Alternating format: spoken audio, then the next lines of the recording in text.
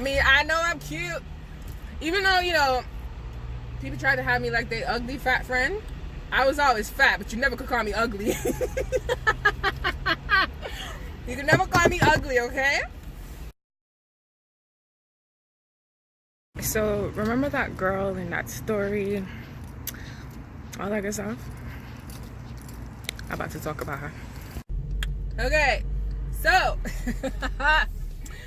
you might be wondering what girl, what story. You have to watch my previous stories, one about Dave and one about Pretty Ricky, to understand who I'm about to talk about.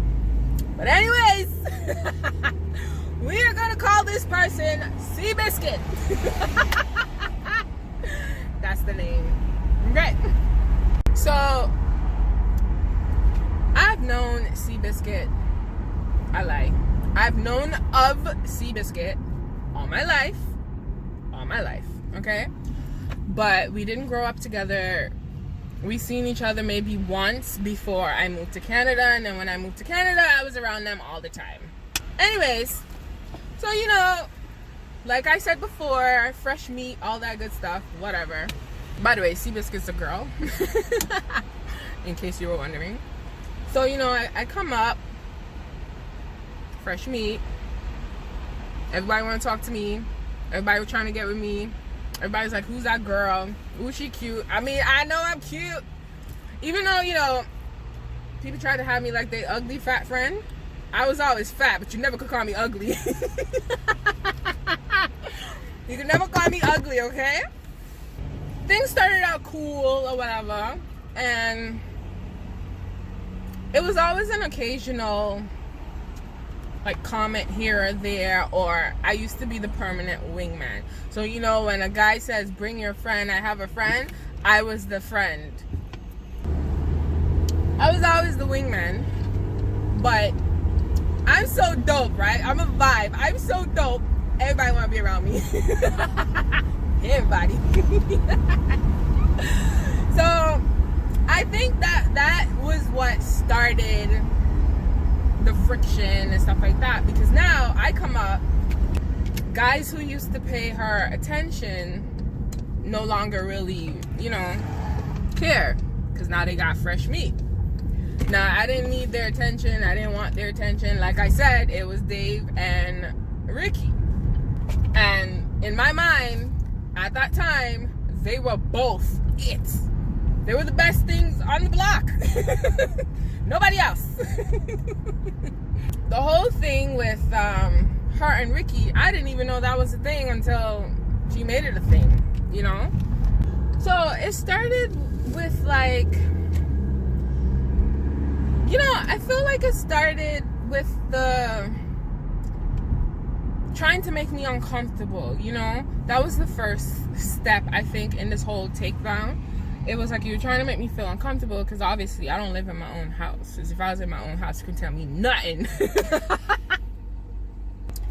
It's just little comments I would hear here and there.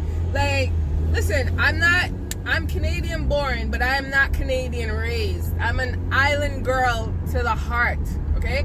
So how I was raised and how SEABISCUIT was raised is totally different. You know what I mean? We have totally different sets of values and stuff like that. So here I am. I'm not glorifying hood and gang mentality, and pretty much this is what was around me. You got dudes who swear they're from the streets, and then you have girls who just want to be the girls from the streets, whether they're in the streets or not, you know? And it started with that. Like, I kind of just withdrew myself, because I'm like, this is not what I'm into. I mean, I told you, the first club SEABISCUIT took me to got shut up. I was not trying to go anywhere. So then it became a thing where, you know, people used to always ask her, where's Softy? That's my name. Where's Q? Where is she? How come she's not coming with us? Why is she not coming with us? And then she would make comments saying, oh, I don't know, I think she thinks we're trying to get her in trouble. But it's not that. It's just like, you guys are living a reckless life that I'm not into. Y'all out here being fake friends, and I'm not into that. I don't want no fake friend. or family. Oh gosh. So like when I think about it, it's like everything was done to make me feel uncomfortable. And I mean, I was in your house, you go ahead, girl, whatever. I don't have no beef with nobody. You get what I'm saying? This is my version of the story. So if you want to be mad, stay mad. I said what I said. I remember it being a time where, you know, I stopped hanging out with her and I did my own thing. I made my own friends. I got into my own trouble, Dave and Ricky, and that became an issue because all of a sudden you're trying to find out who I'm having sex with. It's none of your business.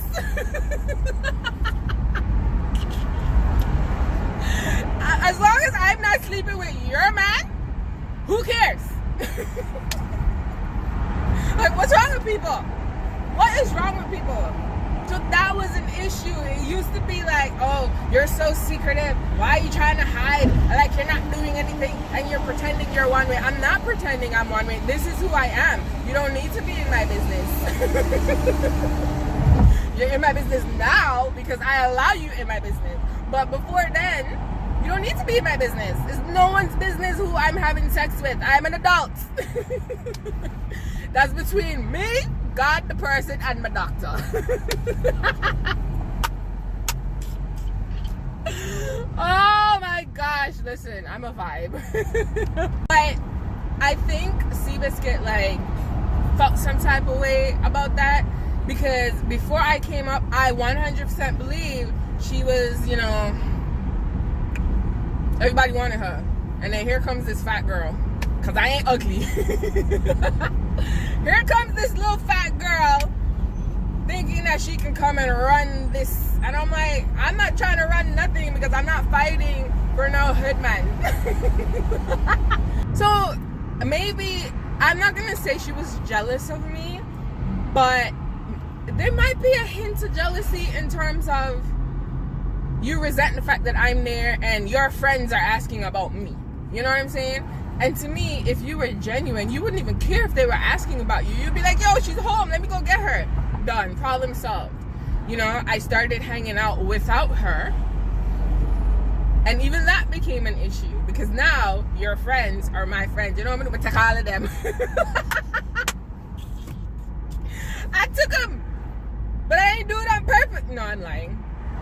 I let you know, or SEABISCUIT, whatever, that I don't need you to make friends or to hang out. When people think they owe you, you owe them something, then this is the issue that you have. This is the problem. It really was an uncomfortable time because it was just like, here I am, I'm thinking that you love me and you're cool, and you're out here just making my life a living hell. First off, you went and told the whole block that I was pregnant when I really wasn't. I just thought I was, right? And after that, everybody looked at me differently. But guess who didn't care? Because whenever they saw me anywhere, hey girl, what's up? I was like, to my face? Like, no, don't do that. That's dumb. That's so stupid. Fake. They all fake. You got what I'm saying? Now, I don't know about y'all, but I'm not trying to be desired by one bugger man from one area. Not happen. You understand? So when I kind of stepped back, because at one point someone asked me, someone said, yo, SEABISCUIT trying to pimp you out? I'm like, she could try, but she ain't gonna get no money. Because if I'm gonna pimp myself out, I'm gonna make bank, okay? I'm not doing this for free. And please and thank yous, no, ma'am. You know girls who constantly have boyfriends? Yeah, like they're never without someone. They always have someone. That's who she was. So here, you know, little old me, I just come up here and I just have a whole bunch of friends. I don't need a man around me. I don't need to always have a boyfriend. I've been single half my adult life. I just have stories. But I'm okay without someone. So this is the problem. So when you see me out here talking about Dave and Ricky, they probably cross paths like once in terms of me dealing with them at the same time. But when you really think about it, I was without them for years and without anyone, and I'm still just like, okay. I think what I'm gonna say is that the Canadian culture is always to try and one up someone. So there was always a competition, and honestly, I'm not trying to compete with you because you're not my competition. You get what I'm saying? Like, at all. Like, you're not my competition. And I felt like she was competing with me. Like, it was like I came and I stole her life. But I didn't want your life. I don't care about these people. I only care about one. Like, you got what I'm saying? Like, I didn't want your life. I didn't want what you guys called life. Like, that wasn't the life that I wanted. So to feel like this is a person that you've known for forever and this is your blood, and to feel like they hated you just for you being you, that was hurtful. You know, listen, I was on the phone. I spent many a nights on the phone with my friends. I spent many a night sleeping out because I did not want to be around that. I really didn't. So this is how it used to go. Let me show you the rotation, right? I come home from school. Let's say I got home at like 3 o'clock. I'm home at 3 o'clock. Nobody's home. I'm home by myself, right? By 6 o'clock, people start coming home. I'm taking a shower and I'm gone, right? By 10 o'clock, I'm by Dave. And by 5 o'clock in the morning, I'm back at my house. Only to take a shower to leave again. That's just to give you an idea. I'm not trying to stay home. I'm not trying to be here. Like, my first Christmas here, I went to Montreal, right? But I remember one Christmas, this might have been my second Christmas because I didn't go anywhere. I stayed in Toronto. That was the saddest, or the saddest Christmas ever for me. Ever. Okay? You know what I was told? What are you doing for Christmas? And I'm like, what? What do you mean, what am I doing? It might have been my first Christmas. I thought, you know, we do Christmas. Oh, well, we have plans. So maybe you can do something for Christmas. Yeah. So I called Dave and I was like, am I able to see you tonight? Because even though it was Christmas, you know, I understand he got family obligations, whatever. So he called, he talked to me and he's like, don't you have plans with your family? And I said, no, they have plans. I don't have any plans. And it hurt me because he was upset, whether it was genuine or not. He was kind of like, what is that? Like, who does that? You know what I mean? And then this girl at the time, we were friends, she called me and she was like, what are you doing? What are you doing? This was Boxing Day. Not even Boxing Day, sorry, Christmas Eve. She was like, what are you doing? And I told her, and I said, I don't have any plans. I'm just going to be home for Christmas. I'm going to be home alone. Like, I'm getting teary-eyed because it was a very dark place to me. Dave, although he had his obligations with his family that night, he came and he spent some time with me. You know what I'm saying? As garbage as he is, that's it. He came and he spent some time with me. He even got me a watch for Christmas. I even have the watch today. It's not working though. I still have it though. And then my friend at the time called me back and she said, listen, my mom said to come. She said nobody should be alone for Christmas. Can you imagine? This was my first time without my mom and all that stuff, and I had to spend Christmas by myself. What kind of madness is that? Which is why they can't say nothing to me. Nothing. Like, I was made to feel so uncomfortable. You got what I'm saying? Like, it's too much for me to actually like dissect, and like, it's a lot. It'll take up my whole YouTube. Like, it's a lot of things that all just kept happening. Like, you know, personally, anybody that like, I'm loyal. Like, I'm super loyal. You can't come talk to me about my friend and say this and this and this. The people that I tend to deal with, well, now, before, whatever, they're very genuine and they're loyal. Like, my best friend is loyal to the core. Come and tell you a story. One day, right, I was outside, and I don't know how this conversation came up, but something came up about SEABISCUIT. And you know what I said? Don't talk about my cousin. That's what I said. And they were looking at me like, oh, she about to fight. I'm like, yo, don't talk about her. She's not here. When she's here, you could try talking to her about her in her face. That's who I am.